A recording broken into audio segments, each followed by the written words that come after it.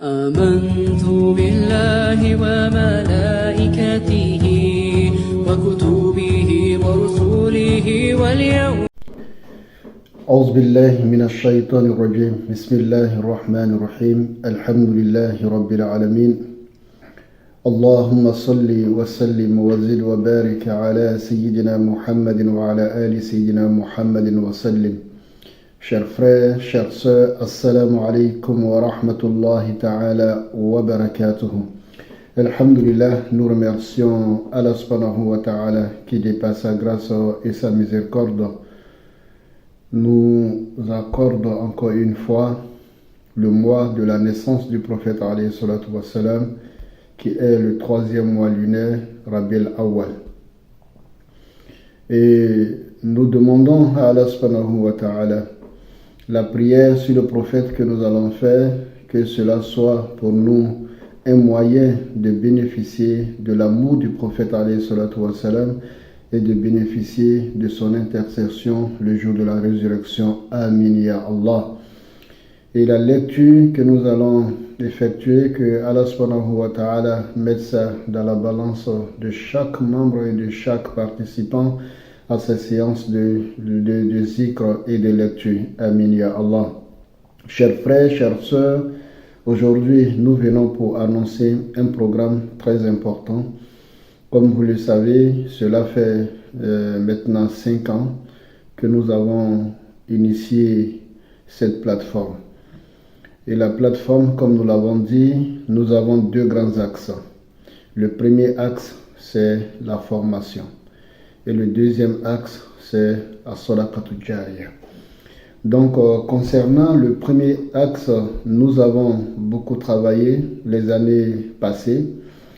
Et durant toutes ces années, c'est Oustaz qui donnait la formation et en même temps celui qui répondait aux questions. Avec le concours de la cellule scientifique et sociale et tous les autres membres, nous avons tenu une réunion et nous avons dit qu'il est très important que nous essayions d'évaluer le niveau de compréhension de chaque membre sur ce groupe-là.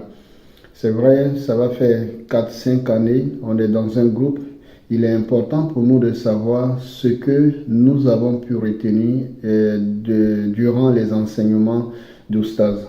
Parce que souvent, on écoute, on pense qu'on a compris, mais peut-être avec un petit texte, vous allez voir qu'on va se rendre compte qu'on avait compris, mais ce n'était pas la bonne manière ou bien la bonne compréhension. Voilà pourquoi, Inch'Allah, à partir de maintenant, nous allons peut-être dans une semaine, nous allons commencer à republier à partir du chapitre de la purification.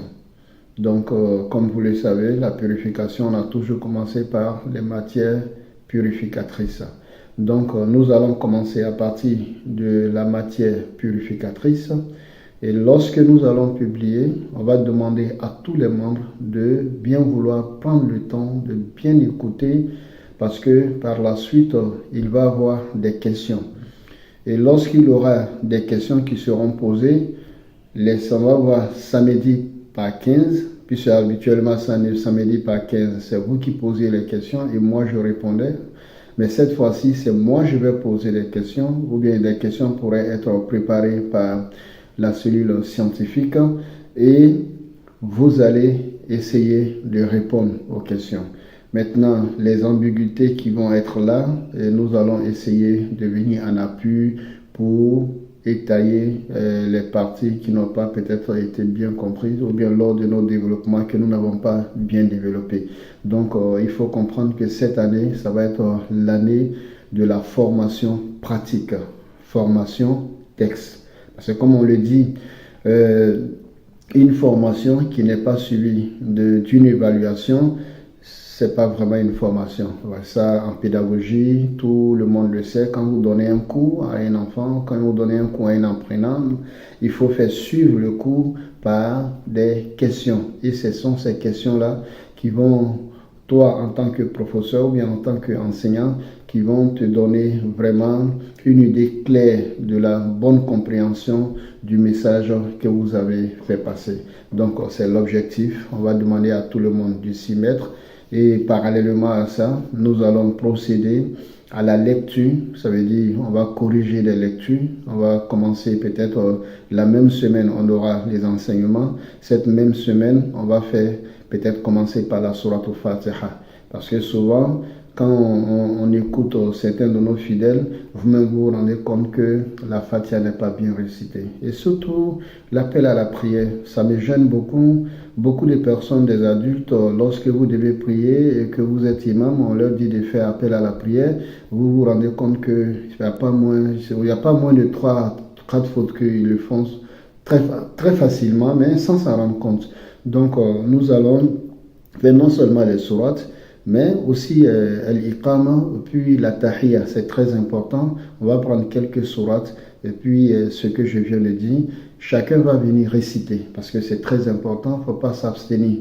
Il faut réciter, s'il y a des erreurs, on va corriger. C'est ce qui est l'objectif même de la formation. Voilà, donc on va demander à tout le monde d'accepter, de se soumettre à cette évaluation.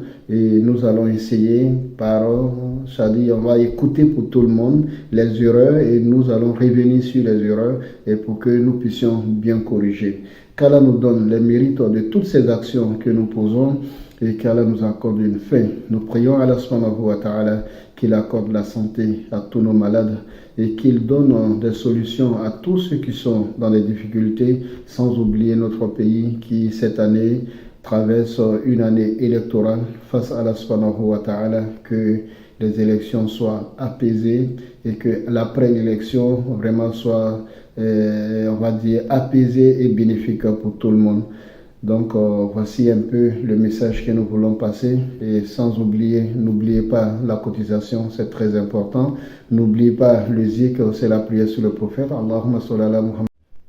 Allahumma salli ala Muhammad wa ala ali Muhammad wa sallim. Donc 6000 fois par semaine, nous demandons à Allah subhanahu wa ta'ala qu'elle accepte, qu'elle exauce. Assalamu alaikum wa rahmatullahi ta'ala wa barakatuh.